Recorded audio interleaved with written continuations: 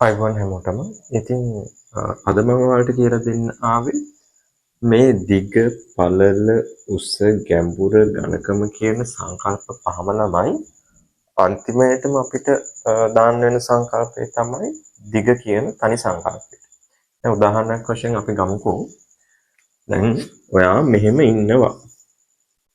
එතකොට මට ඔයාගේ මයින්ඩ් කියන්න වෙන්නේ උස කියන සංකල්පේ. හැබැයි ඔයා මෙහෙම දිගා වෙලා හිටියොත් මට කියන්න වෙන්නේ ඔයාගේ දිගමයින්න කියලා. කියන්නේ මෙන්න මේ දිගමයින්න කියලා.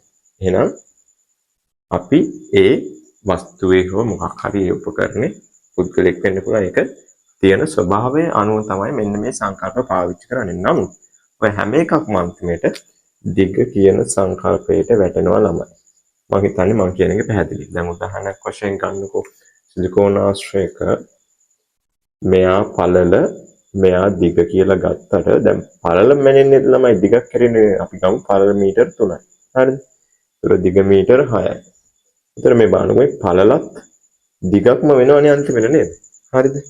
එතකොට මෙන්න මේ හැම සංකල්පයකම ළමයි අපිට මීටර වලින් සෙන්ටිමීටර වලින් කියන්න පුළුවන්. ඉතින් දිගමනින්න සම්මත ඒකකයේ මීටර නේද? මේ හැම එකක්ම මීටර වලින් කියන්න පුළුවන් නම් නේ.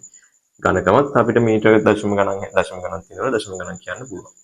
එතකොට මීටරත් එක 3 ඝනකමක් තියෙනවල එහෙම කියන්න පුළුවන් නේද? එතකොට ගැඹුරත් එහෙමනේ. දැන් ටැංකිය එක ගැඹුර මීටර 2 3 තියෙන ඒවා තියෙනවා. උසත් එහෙම මීටර 2 3 4 5 6 7 උන් තරම් තියෙනවා. පළලත් එහෙම. එහෙනම් මතක තියාගන්න මේ හැම සංකල්පයකටම අපිට අන්තිමටම කියන්න වෙන්නේ දිග කියන සංකල්පය. මම හිතනවා මම කියපු දේ පැහැදිලි ඇති කියලා. ඉතින් යාළුවනේ මගේ channel එකත් හොඳයි නම් follow කරන්න. ඉතින් ඔබට ජය වේවා.